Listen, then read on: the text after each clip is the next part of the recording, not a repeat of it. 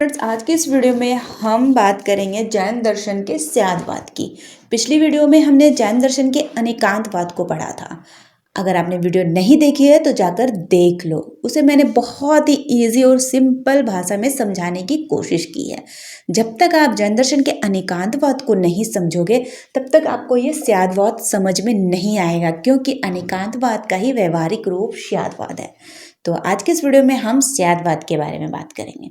तो इसके बारे में हम थोड़ा सा सिंपल लैंग्वेज में इसके अर्थ को समझ लेते हैं। तो स्यादवाद में क्या कहता है स्यादवाद? तो इसका जो अनेकांतवाद का जो पक्ष है, अनेकांतवाद क्या कहता है? अनेकांतवाद कहता है कि किसी वस्तु के अनेक पक्षों को समझना। कि मान लीजिए कोई वस्तु है, उसकी हमें रियलिटी जाननी है, तो किसी एक दृष्टिकोण से उस वस्तु की रियलिटी नहीं आप जांच पाओगे।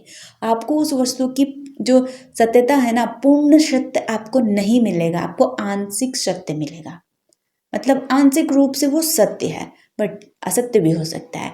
बट जो जैन दर्शन का अनेकांतवाद है, उसके अनुसार आप उस वस्तु के जितने भी पक्ष होते हैं, जितने भी दृष्टिकोण होते हैं, आप उस हर एक दृष्टिकोण से उस वस्तु को देखो।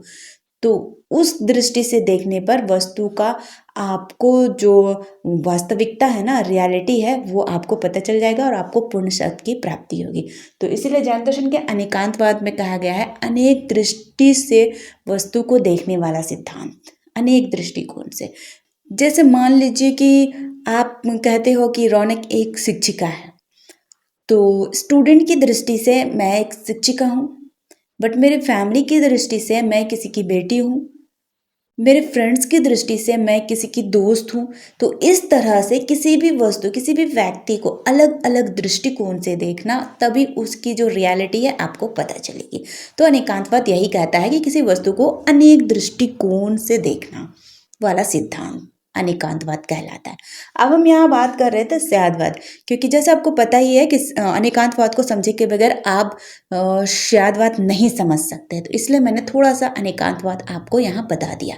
अब हम स्यादवाद की परिभाषा यहाँ समझते हैं। तो स्यादवाद क्या है? स्यादवाद है कि स्यादवाद उन पक्षों को भाषा में व्यक्त करने का तरीका है। जो ये अनेकांतवाद कहता है किसी वस्तु के अनेक पक्षों को समझना, जो कोई वस्तु है उसके अनेक पक्षों को समझना, और वो जो पक्ष है, वो जो दृष्टिकोण है, उन पक्षों को भाषा में व्यक्त करना, ये स्यादवाद है। मतलब स्यादवाद अनेकांतवाद से कनेक्टेड है। अगर अनेकांतवाद अगर आप नहीं समझोगे तो स्यादवाद भी आपको समझ नहीं आएगा। और अगर आपको स्यादवाद का जो वस्तु को, अगर किसी वस्तु की जो आपको अगर किसी वस्तु की वास्तविकता आपको जांचनी है तो आपको अनेकांतवाद से स्टार्ट करना होगा, और तब आप स्यादवाद पर जाकर उस वस्तु की वास्तविकता को सत्य साबित कर सकते हो।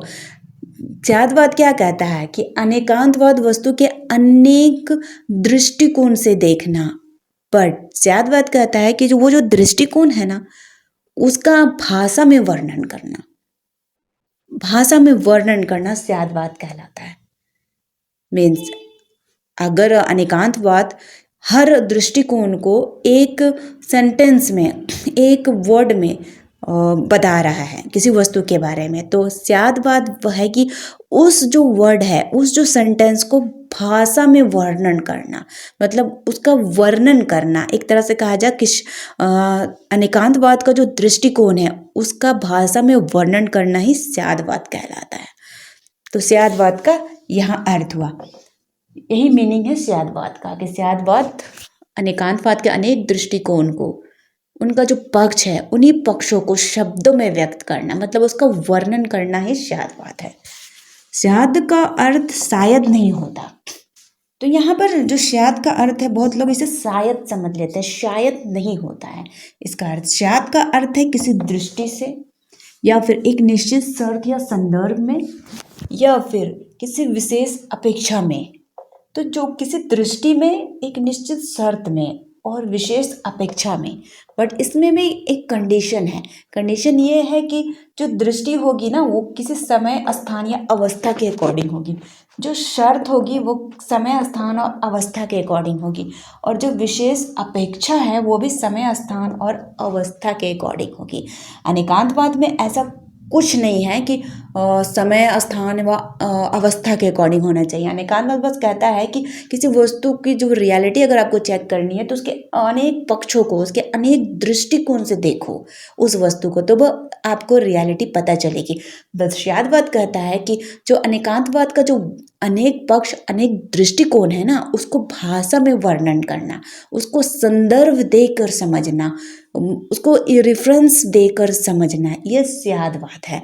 तो स्यादवाद में एक कंडीशन होती है कि उसमें समय, अवस्था और स्थान कंपलसरी होता है। इसके अकॉर्डिंग ही आपको उस वस्तु को रखकर सत्य की खोज करनी होती है।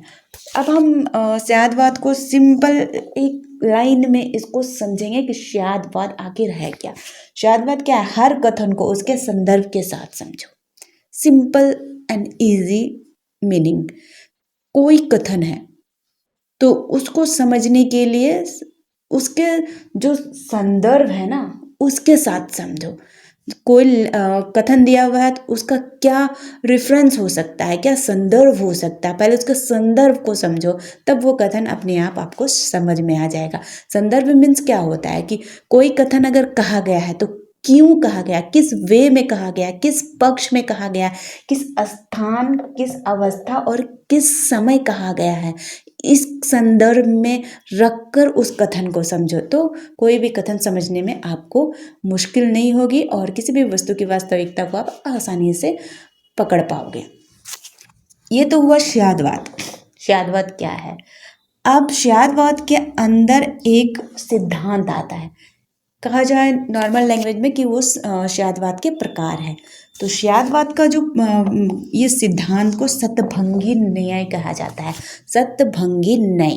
तो इस सतभंगी न्याय से भी एग्जाम में बहुत सारे क्वेश्चंस आते हैं, चाहे 11th हो, 12th हो, BA MA जिस भी स्ट्रीम में हो, कॉम्पिटिटिव एग्जाम में हो, आपको ये सतभंगी न्याय आते ही आते हैं।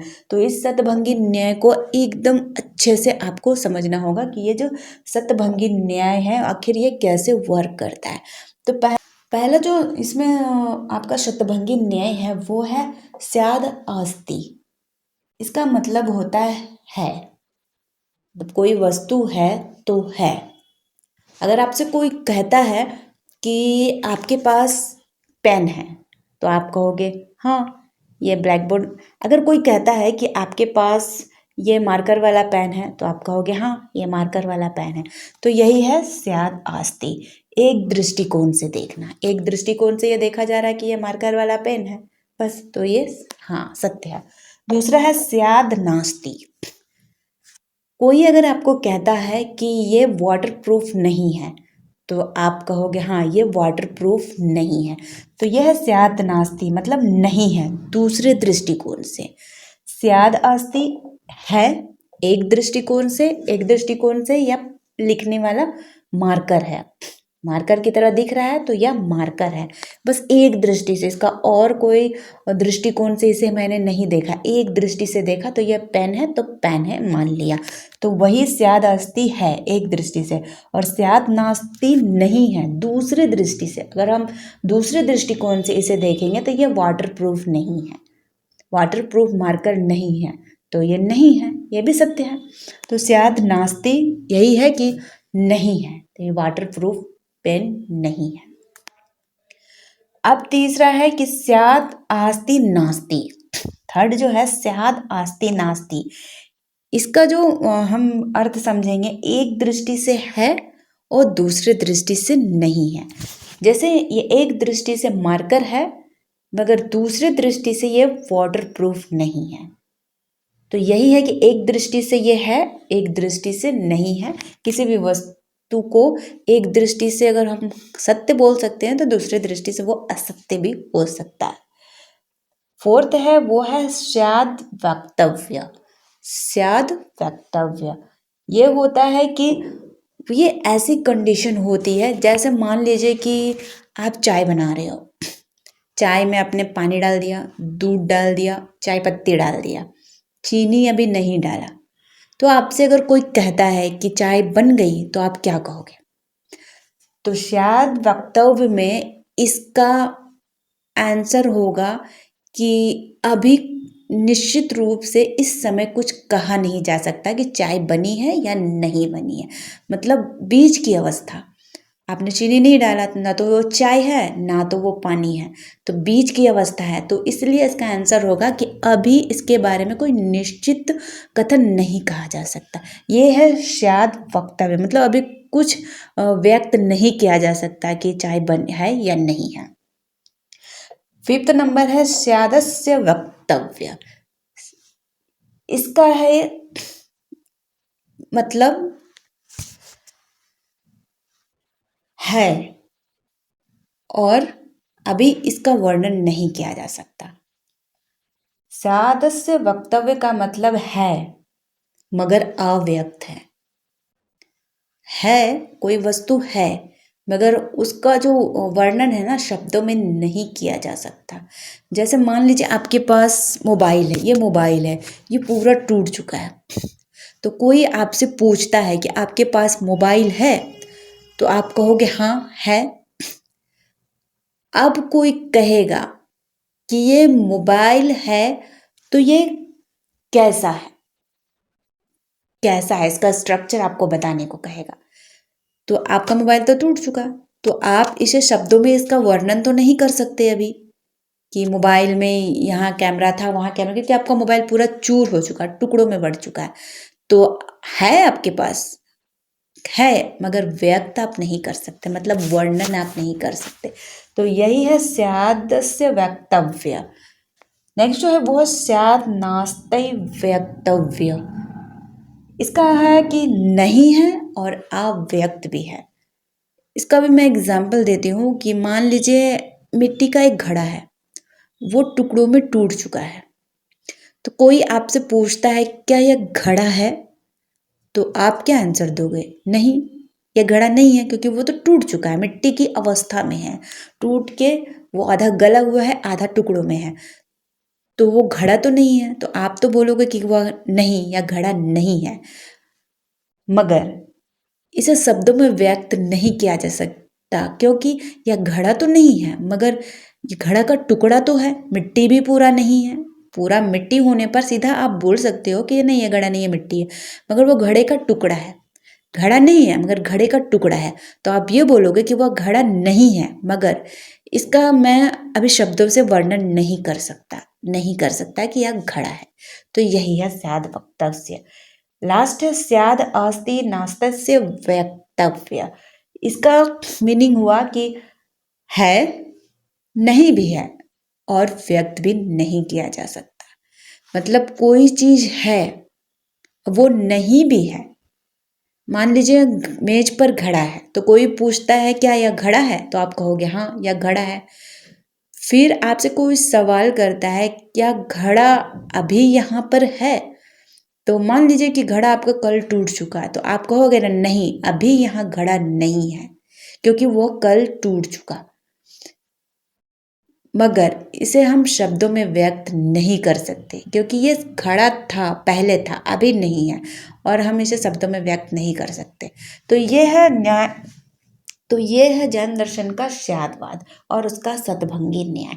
शतभंगी न्याय को मैं सिंपल ट्रिक से आपको समझाती हूँ, जैसे स्याद आस्ति और स्याद नास्ति, है और नहीं है, ये दो का कॉम्बिनेशन है, एक दृष्टि से है एक दृष्टि से नहीं है।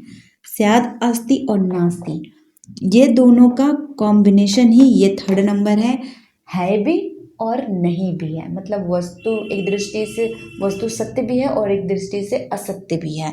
उसके बाद यह 4th नंबर जो आता है स्याद वक्तव्य, मतलब इसमें वस्तु की कोई निश्चित अवस्था हम नहीं बता सकते, वो कि करेंटली अभी क्या है, करेंटली वो अभी चाय बनी है या नहीं बनी है, करेंटली उसके सिचुएशन को हम नहीं बता सकते।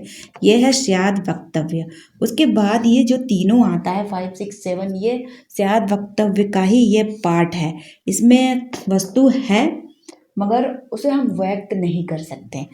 उसके बाद स्याद नास्ता में वस्तु नहीं है और उसका हम वर्णन भी नहीं कर सकते।